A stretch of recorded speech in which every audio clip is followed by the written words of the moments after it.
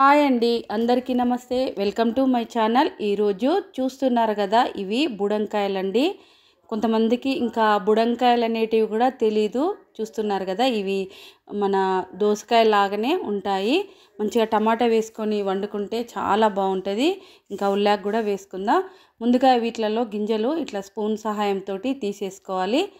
ఇంకా కొంచెము పెద్దగానే కట్ చేసుకోవాలి ముక్కలు అనేటివి. ఎందుకంటే ఈ బుడంకాయలకి కండ అనేది తక్కువగా ఉంటుంది కనుక మనం తినేటప్పుడు కొంచెం కొంచెంగా వస్తుంది కదా, అందుకే నేను కొంచెం పెద్ద ముక్కలుగా కట్ చేసుకొని పక్కనైతే పెట్టుకుందాం.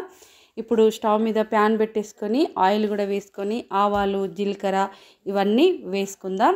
ఈరోజైతే నేను కారం వేయకుండా కంప్లీట్గా పచ్చిమిర్చితోటే చేసుకుంటున్నాను. కొంచెం టేస్టీగా ఉంటుంది. చూస్తున్నారు కదా, కంప్లీట్గా పచ్చిమిర్చి వేసాను. ఇంకా ఇందులోకి ఉల్లాకు ఉంటుంది కదా, ఈ సీజన్లోనే మనకు ఉల్లాకు అనేది ఎక్కువగా దొరుకుద్ది కదా, అందుకే కొంచెం ఎక్కువ వేసుకోవడానికి కూడా మనం కర్రీస్లో ప్రయత్నించాలి. ఎందుకంటే ఉల్లాకు తిన్నా కూడా చాలా మంచిది కదా. సో చూసారు కదా, నేను ఉల్లాకు కూడా వేసి ఇలా చక్కగా వేయించుకోవాలి. ఇప్పుడు దీనిలోకి కొంచెం సాల్ట్ కూడా వేసుకుంటే తొందరగా మనకి మగ్గిపోతాయి కదా. కొంచెం సాల్ట్ అయితే వేసుకుందాం. అలాగే జింజర్ గార్లిక్ పేస్ట్ కూడా వేసేసుకొని చక్కగా కలిపేసుకోవాలి. దీనిలోకి ఇంకా కొంచెము పసుపు కూడా వేసుకుందాం. చాలా సింపుల్ అండ్ ఈజీ రెసిపీ ఇది. మనం దోసకాయ టమాటా ఎలా చేసుకుంటామో ఈ బుడంకాయ టమాటా కూడా అలాగే చేసుకోవాలి. కాకపోతే కొంచెం మనకు టేస్ట్ అనేది డిఫరెంట్గా వస్తుంది. ఇది చేదు కూడా ఉంటాయి.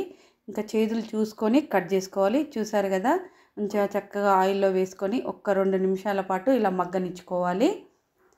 ఇలా మగ్గిన తర్వాత దీంట్లోకి నేను ఒక 4 పెద్ద సైజు టమాటాలు సన్నగా తరిగి వేస్తున్నాను.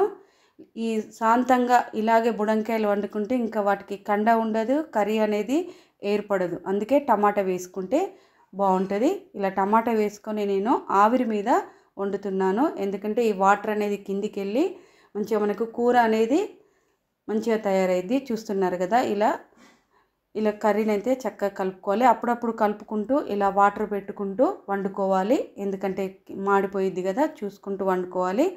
చూస్తున్నారు కదా, కర్రీ అనేది మంచిగా వస్తూ ఉన్నది. ఇలాగే వండుకుంటే చాలా టేస్టీగా ఉంటుంది. 2-3 సార్లు మనము వాటర్ అనేది ఆవిరి పెట్టుకుంటూ తీసుకుంటూ కలుపుకుంటూ ఉండాలి. చూసారు కదా, మంచి ఆయిల్ కూడా మనకి ఇలా పైకి వస్తున్నది. ఇంకా మనకి ఉడికిందా లేదా అనేది కూడా ఒకసారి చెక్ చేసుకోండి. ఈ బుడంకాయ అనేది కొంచెం గట్టిగా ఉంటుంది కదా, నేనైతే ఒకసారి చెక్ చేశాను.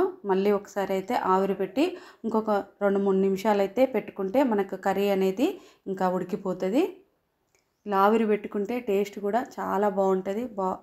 చూస్తున్నారు కదా, ఇప్పుడు మనకు ఉడికిందా లేదా అనేది మీకు ఒకసారి చూపిస్తున్నాను. చూస్తున్నారు కదా, చక్కగా ఉడికిపోయింది ఈ బుడంకాయ అనేది. బుడంకాయ పచ్చడి కూడా చాలా బాగుంటుంది. ఇంకా ఇప్పుడైతే కంప్లీట్గా మనం ఒకసారి ఉప్పు కారం అనేది చెక్ చేసుకోండి. నాకైతే పచ్చిమిర్చి అయితే పర్ఫెక్ట్గా సరిపోయినవి. కొంచెం సాల్ట్ వేసుకున్నాను. అలాగే ఇందులోకి కొంచెం కొత్తిమీర వేసుకొని ఇప్పుడు ధనియాల పొడి వేసుకుందాం. కొన్ని కర్రీలకి పోపులకి వేసుకోవాలి, కొన్ని కర్రీలు అయిపోయిన తర్వాత ధనియాల పొడి వేసుకుంటే చాలా బాగుంటుంది. చూసారు కదా, కర్రీ అయితే పర్ఫెక్ట్గా తయారైపోయింది. బుడంకాయ టమాటో కర్రీ చాలా టేస్టీగా ఉంటుంది. ఇంకా వేడి వేడి అన్నంలోకైనా ఇంకా చల్లన్నంలోకైనా కూడా చాలా బాగుంటుంది. ఇంకా ఇట్లా మనం ప్లేట్లో పెట్టుకుంటే ఆయిల్ అనేది ఇట్లా కిందికి వస్తేనే మనకు కర్రీ అనేది మంచిగా ఉంటుంది. చూస్తున్నారు కదా, మనకు ఆయిల్ అనేది ఇప్పుడిప్పుడే బయటకు వస్తున్నది. ఇలా కలుపుకొని తినండి, ఆ టేస్టే వేరుంటుంది. Thank you for watching.